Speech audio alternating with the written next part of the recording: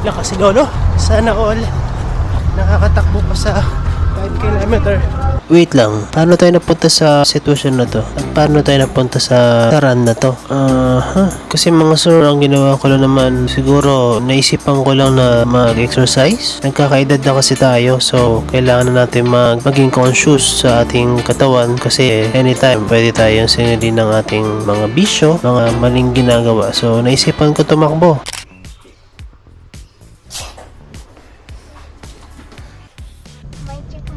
Hello, kami ay magja-jogging ni ate Alexa. Exercise muna tayo. Ganun. 1, 2, 3, 4, 5, 6, 7, 8. 1, 2, 3, 8. Kabila naman. 8, 7, 6, 1, 2, 3. Oh, may ano, madapa ka. Ika ba ako? Oo. Yung tiyan mo.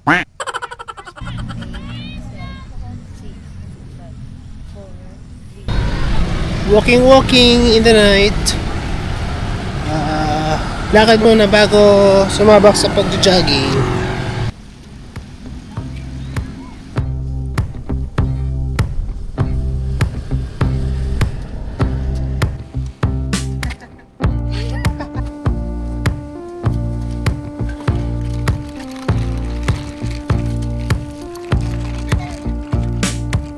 Hello. Hello. Ito na. Galing jacket mo?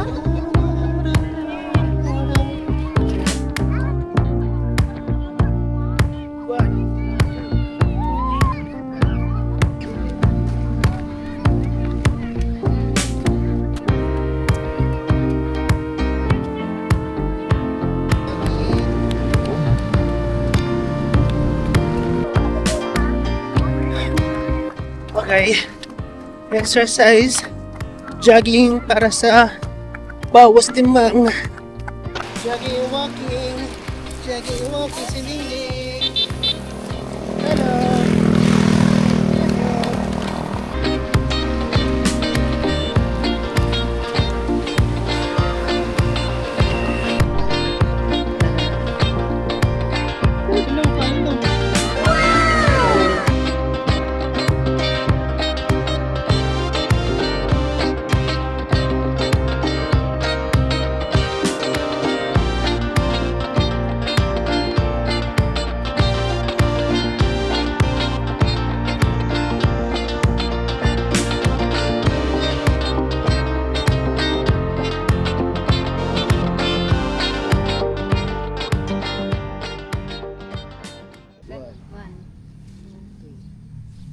Ilan yan? 4, 5, 10. 6, 1. Let's wait. 5 na lang. 4, 5, 6, 7, 8, 9. Tama ba? 1 kilometer.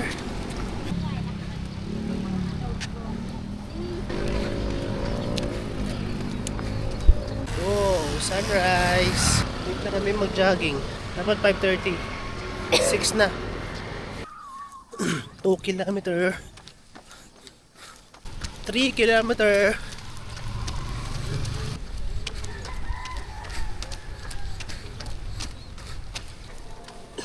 Last 2 kilometer. 4 kilometer. 1 more to go. Huh? Asan yung finish line?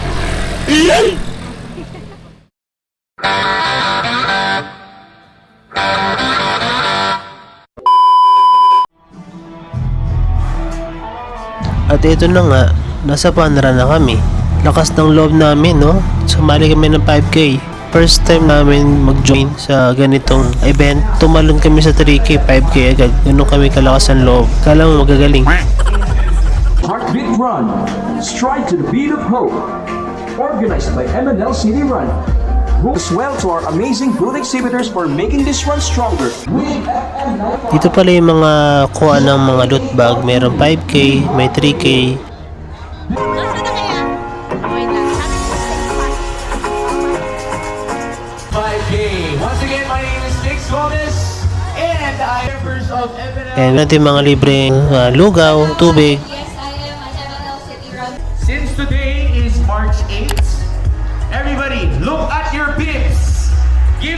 runner with the number 8 in the race bib number. Guys, di ba? Makulat na kahawag sa akin.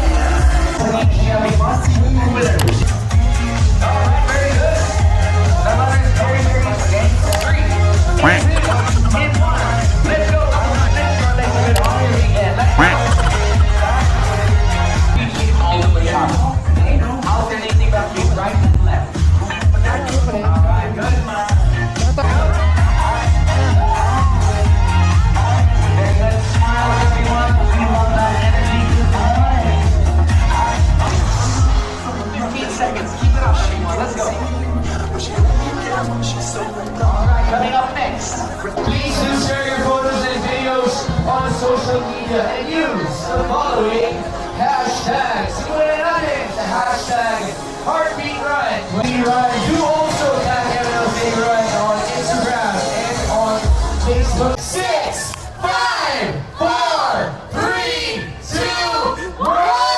Good luck, MNL City Runner! There you go!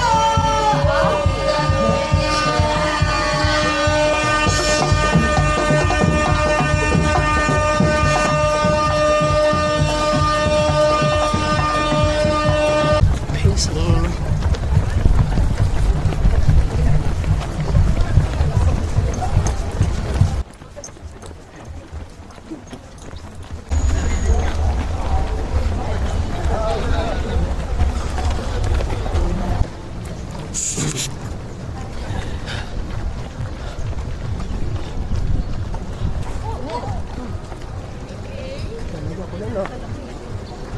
One kilometer.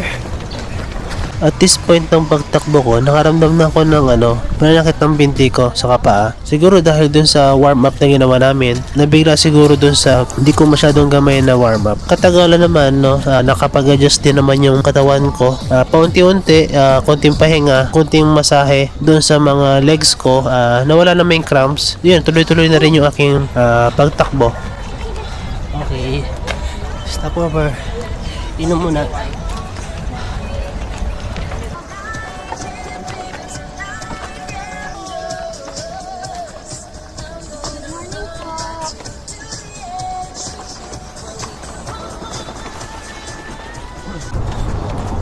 Two kilometer.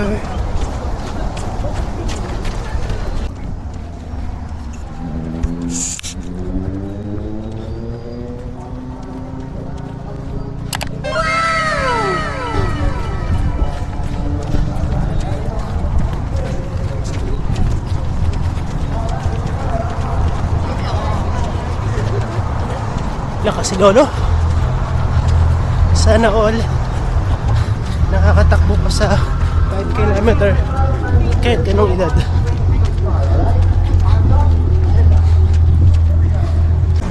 Okay, next turn.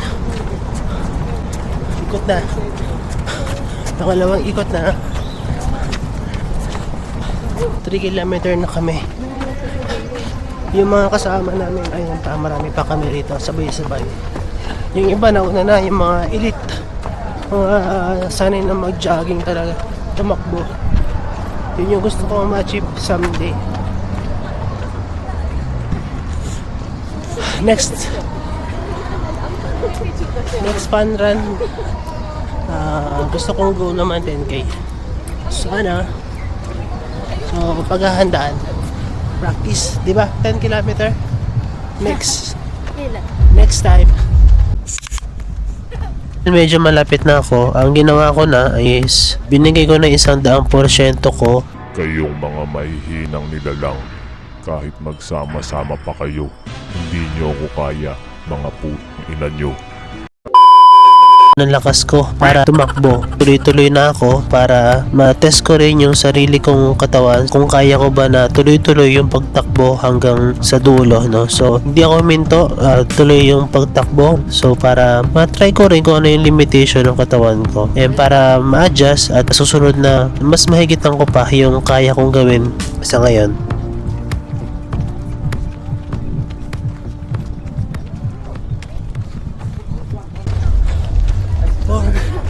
4 kilometer.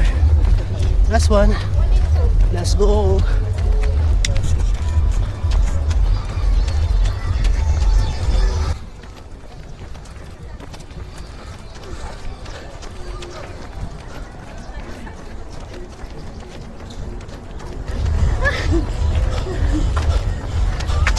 Okay, yun muna.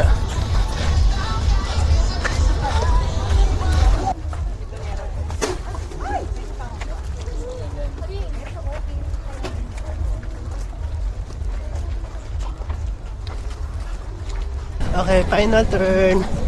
Diretso 1.5 kilometer na. Isang straight na takbo na lang. Finish line na. Lakad lang tayo dito. Buti na lang, 4.5 kilometer.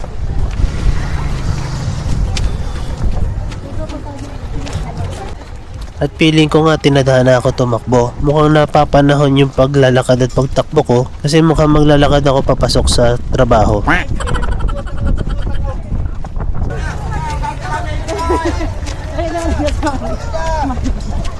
Ay, mabilis tayo daw. Sa likod na lang.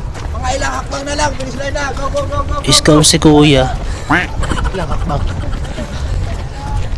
Ilang hakbang daw. Mga 10.